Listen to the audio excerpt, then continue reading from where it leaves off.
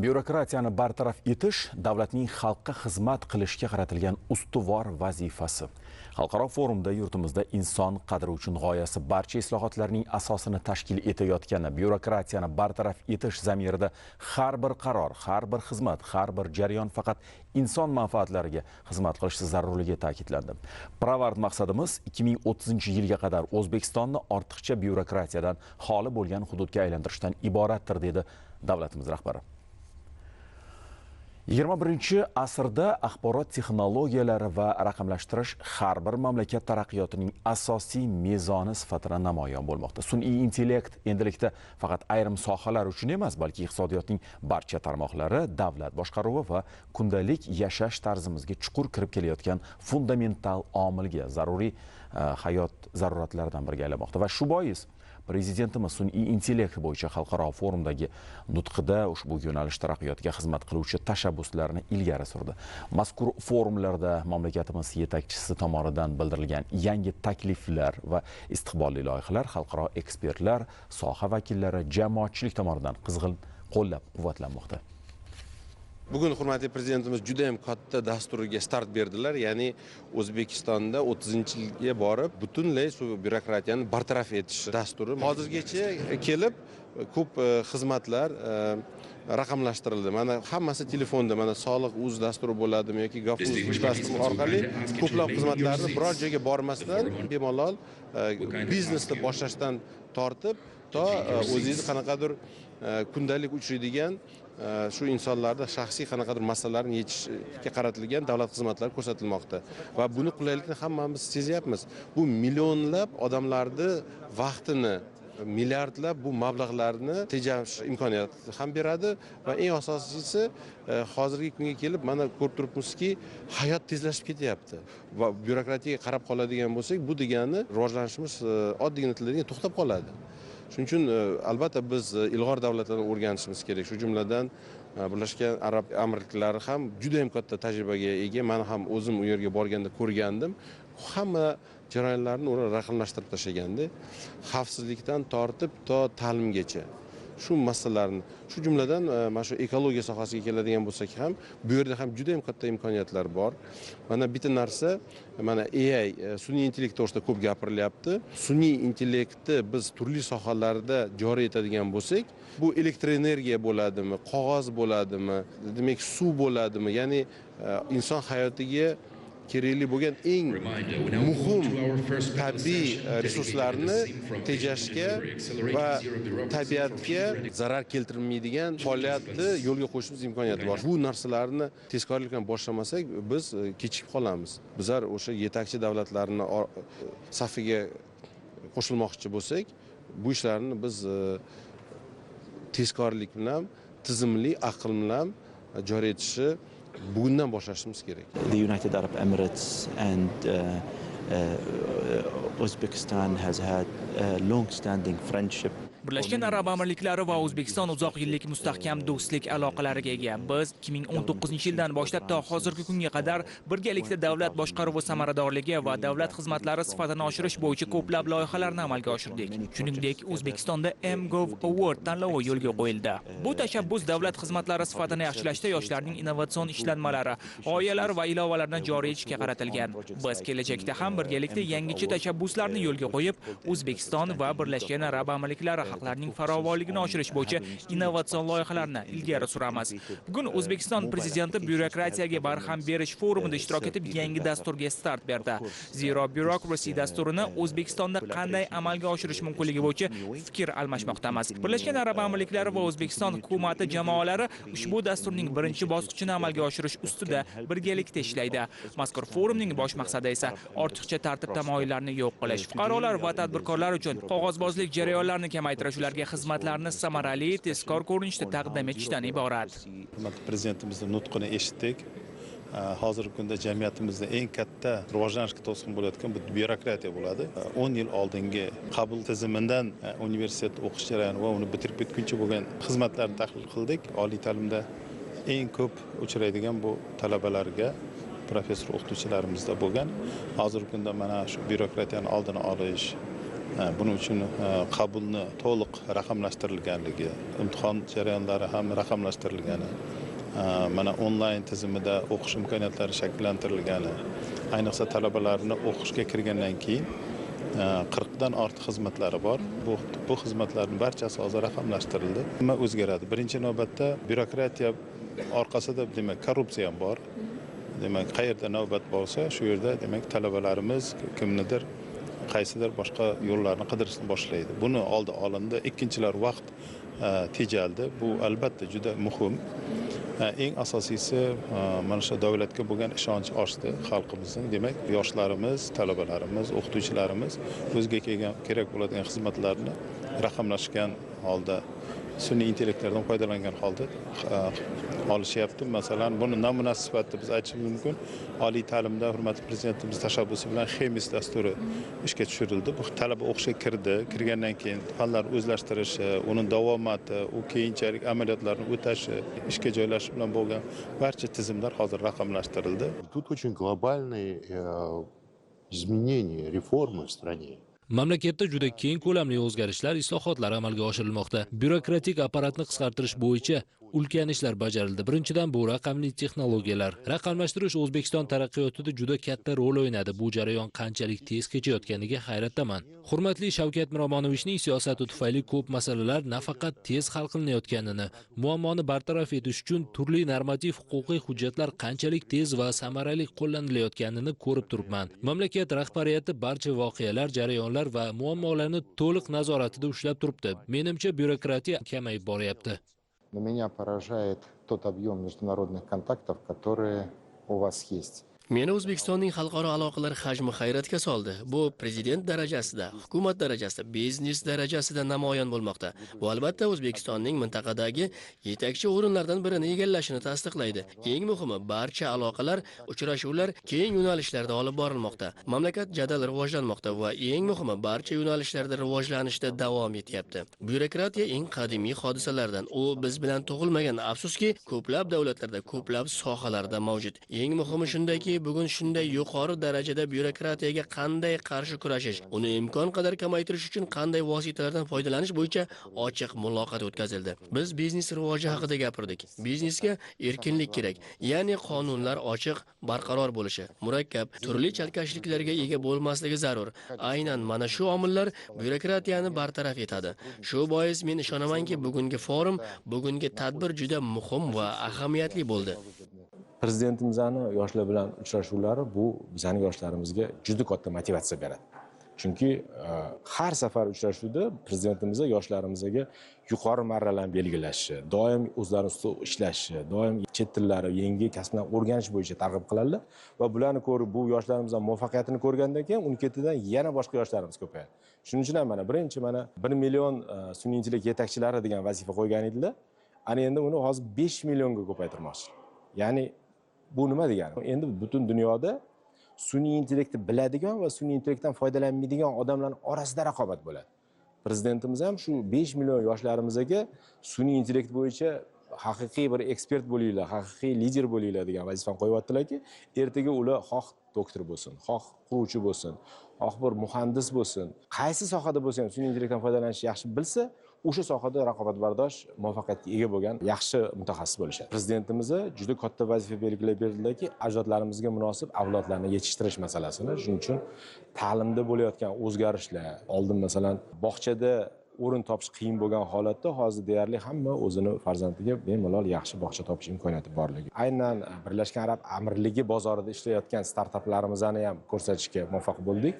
Ya'ni mana birinchisi mana Palm ID tizimini Jaytexda Dubaydagi metroda joriy qilish bo'yicha targ'ibot qilgan edik. Juda yaxshi odamlar qabul qilgan edi. Ana shuni yanada kengaytirib oxiriga yetkazish masalasi haqida ulardan iltimos qildik. Undan keyin mana Future Online Medicine degan startapimiz bor. Ya'ni bu arzon aptekani u yerdagi brendini shunaqa nom qo'yganki, Dubaydagi, Emiratdagi 470 ta aptekani uladi o'zimizning O'zbek Qorako'z. Ana endi shuni 10% emas, ko'proqqa chiqarish masalasi bo'yicha ularga oldiga masalan so'radik. Undan tashqari mana Oson degan to'lov tizimimiz bor. Oson to'lov tizimimiz hozir nafaqat O'zbekistonda, Qozog'istonda, Tojikistonda, umuman boshqa davlatlarda hozir kengayib boryapti. Yana bir juda yaxshi bir startapimiz bor, KPI.com. KPI.com bu kichik va o'rta biznesni hamma jarayonlarini raqamlashtirishga qaratilgan va ko'proq chet eldagi biznesga yo'naltirilgan va yana katta masala sun'iy intellektga bu data markazlar kerak. Data markazlar bo'yicha prezidentimiz mana birinchi yashil data markazi qurilish bo'yicha loyihasini bizani IT parkimizda boshlab berdilar. Endi hozir Qoraqalpog'iston hududida yashil data markazlar uchun alohida rejim yaratib berdilar. Ya'ni yashil data markazi kamida 100 million dollarlik investitsiya bo'ladigan bo'lsa, juda qulay narxlarda ham elektr, ham soliq imtiyozlarini qilib berish imkoniyatini qildilar va shuni ham mehmonlarimizga targ'ib qildikki, kelinglar sizlar ham o'zingizlarning yashil data markazlaringiz bo'yicha investitsiyalarni O'zbekistonda qilinglar. It was an honor to attend today's meeting. For me also bugungi yig'ilishda ishtirok etish men uchun katta sharaf bo'ldi. So'nggi yillarda O'zbekistonda yashagan inson sifatida men bu yerda raqamlashtirish jarayonlarini, raqamli texnologiyalarning byurokratiyani qisqartirishdagi amaliy samarasini o'z ko'zim bilan ko'rib kelyapman. Haqiqatan men o'zim juda byurokratik tizimdan kelganman. Shu sababli bu mavzu meni ham tashvishga soladi. Biroq bizning tashkilot ham jarayonlarni soddalashtirish uchun sun'iy intellekt va raqamli texnologiyalarni faol joriy etmoqda. O'zbekistonda xususan raqamli sohadagi hamkorligimizning muhim yo'nalishlaridan biri sun'iy intellektning etik jihatlari bo'yicha tayyorgarlik darajasini baholashdir. Chunki sun'iy intellekt va raqamli texnologiyalar turli sohalarga, ayniqsa davlat boshqaruvi va byurokratiya tizimiga kirib borar ekan, ularning mas'uliyati va ongli qo'llanishi juda muhim. Ta'lim sohasida ham biz raqamli texnologiyalar yordamida ortiqcha byurokratik yuklamalarni kamaytirish ustida ishlayapmiz. Umuman byurokratiyani qisqartirish, turizmni rivojlantirish, madaniy merosni asrash va targ'ib etishda ham juda katta o'rin tutayotgani quvonarli. Prezidentning nutqidan menga eng ko'p ta'sir qilgani yangi O'zbekiston uchun aniq va uzoqni ko'zlagan strategik qarashdir va men buni so'nggi yillarda o'zim guvoh bo'lib kelayotganim uchun bemalol ayta olamanki, bu nafaqat reja, bu amaliyot, aniq strategiya va izchil bajarilayotgan ishlar majmuasi. Juda ko'p natijalar allaqachon ko'zga tashlanyapti. Сегодня уважаемым президентом был запущен уникальный проект. Hurmatli prezidentimiz tomonidan noyob loyiha ishga tushirildi. 5 million sun'iy intellekt yetakchilari. Ushbu loyiha doirasida 5 million fuqaromiz sun'iy intellektning generativ modellari bilan ishlash, to'g'ri so'rovlar berish va prompting asoslarini o'rganish imkoniyatiga ega bo'ladi. Bu ularga har qanday sohada samaraliroq ishlash imkonini beradi. Agar eslasak, 10 yil oldin biz to'lovlarni kassaga borib amalga oshirardik.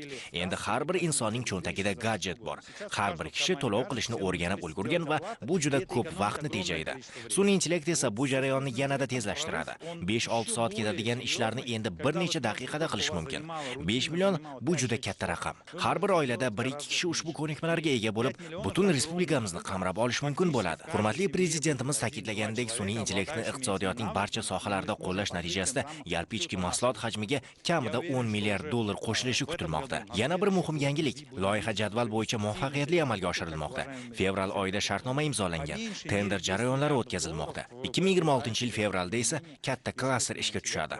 Bu esa strategiyada belgilangan 100 dan ortiq loyihalarni amalga oshirish imkonini beradi. Hurmatli prezidentimiz aytib o'tgan zero bureaucracyga bo'lgan yo'nalish 2030-yilga borib ham bizni davlat xizmatlarimiz raqamlashtirilishi, ham xalqimiz davlat xizmatchilari bilan bo'ladigan munosabatlar, umuman olganda biznesni rivojlantirish, davlat xizmati xalqqa xizmat qilish nuqtai nazaridan uni raqamlashtirish, byurokratiyadan voz kechilishi, ortiqcha sarsongarchiliklarni yo'qotish masalasiga e'tibor berildi.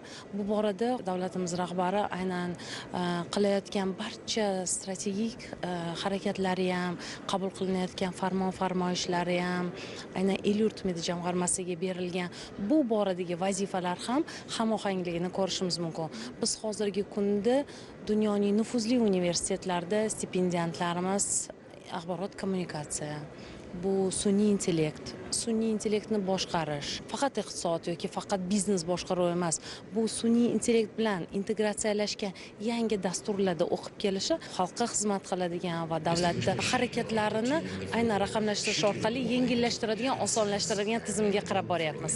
Kasbiy o'sish doirasida ularni o'zini joyiga qo'yish, ularni turli tizimlarda nafaqat o'qib kelgan sohasi nuqtai nazaridan, balkim turli davlatda sohalarni aynan shu yangicha g'oyalar bilan singdirib borish va ular bir jamoa networking orqali davlatimiz rahbari qo'ygan vazifalarni birgalikda bajarishga shay bo'lib turgan yangi avlod. Men davlat rahbariga o'zimni loyihamni prezentatsiyasini o'tkazib berdim. Meni loyihamda qizlar o'zlarining rezyumelarini yuborishadi va ularni ko'rib chiqib, agar tajriba yetmayotgan bo'lsa, ularni manfaatli amaliyotlarga yuboriladi. Agar ularga bilim yetmayotgan bo'lsa, tekin IT kurslarga yoziladi. Davlatimiz rahbari bir qancha imkoniyatlar va sharoitlarni aytib o'tdilar. Asosan bu narsa meni juda ham quvontirdi, chunki men shu g'oyani ustida o'tiribman va bizga berilayotgan imkoniyatlar juda ham cheksiz. Davlatimiz rahbari aytdilarki, biz to'g'ri yo'lda ekanmiz, biz yoshlarimizni to'g'ri tarbiyalayotgan ekanmiz. Men bu narsaga yana bir bor amin bo'ldim deb aytdilar.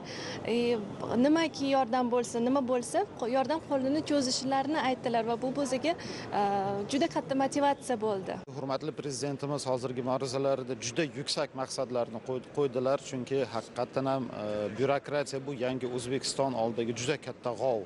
Bu insonlarga yaxshi hayotni, yangi O'zbekistonni o'zini g'oyalarini oldinga suradigan, inson erkinliklarini himoya qiladigan masalalarda juda katta muammolar bor. Shu uchun hurmatli prezidentimiz juda ulkan maqsadlarni qo'ydilar. Mana xususan 2030-yilga qadar 6 ta yo'nalishda asosiy islohotlar belgilab berildi. Mana elektron xizmatlarni 95% ga oshirish masalalari, bu qog'ozsiz hukumat masalalari, bundan tashqari proaktiv kompozit xizmatlarni turistaga yetkazish. Bu degani davlat fuqaroni kelmasdan turib, ularga o'sha tegishli davlat xizmatlarini ko'rsatishni anglatadi. O'zi 8-9 yildan buyon biz yangi O'zbekiston islohotini boshlaganda xalq davlat idoralariga emas, davlat idoralari xalqqa xizmat qiladi degan ustuvor g'oya asosida bugunga qadar juda ko'plab mana islohotlar qilindi. Fuqarolarimiz buni o'zini hayotida, kundalik hayotida buni ko'ryapti va albatta bu jarayon bundan ham keyin juda katta bosqichga chiqish to'g'risida hurmatli prezidentimiz aytib o'tdilar.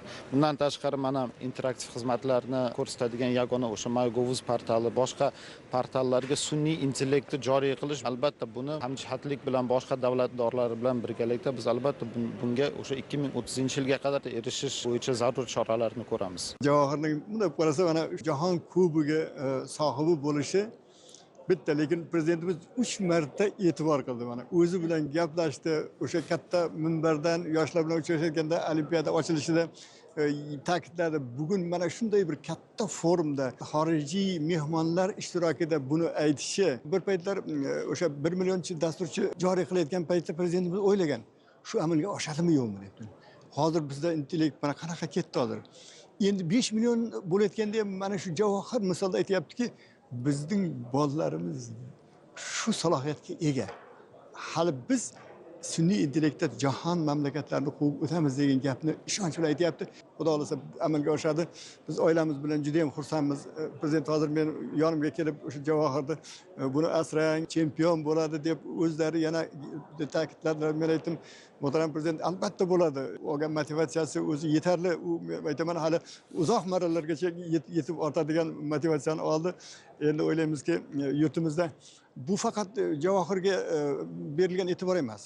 Bu mamlakatimizdagi barcha yoshlarga qilingan, barcha shaxmatchilarga qilingan. Hozir mana ko'rasiz, endi shaxmat bilan qiziqadiganlar bir katta to'lqin boshlanadi. Bu o'ylaymizki, prezidentimiz o'sha orzu qilgan narsaga erishamiz biz, xudo xolasa.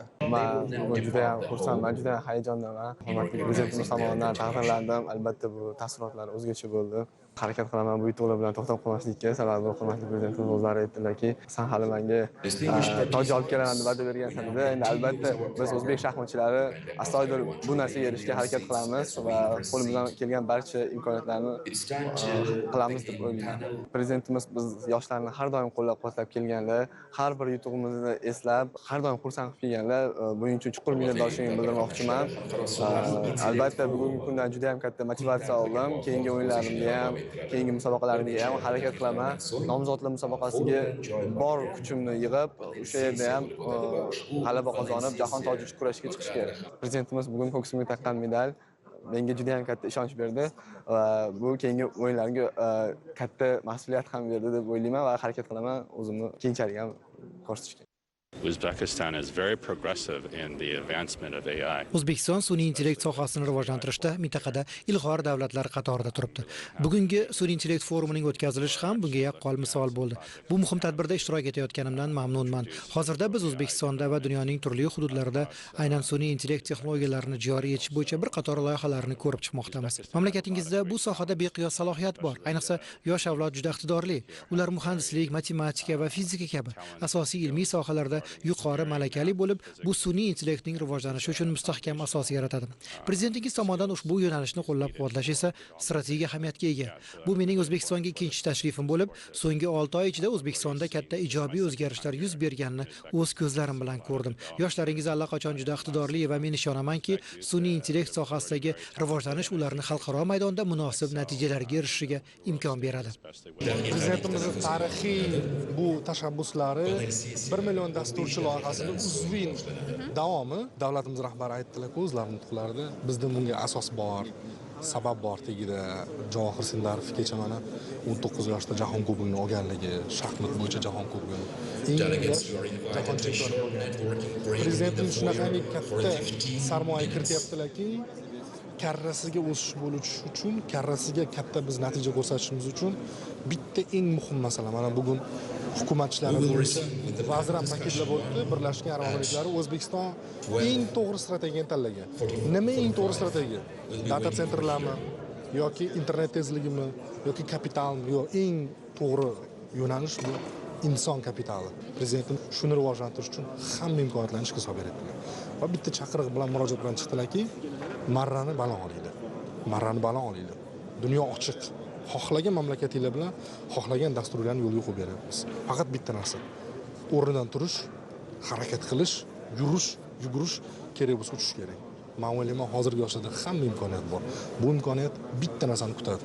Harakat, intilish, oldinga qarab, doimiy ravishda to'xtamasdan yurish. Men o'ylayman, buni prezidentimiz bugun ilgari surgan strategik tashabbus albatta o'z natijasini beradi. Noyabr oyini sun'iy intellekt yoshlar oyligi deb e'lon qilamiz dedilar.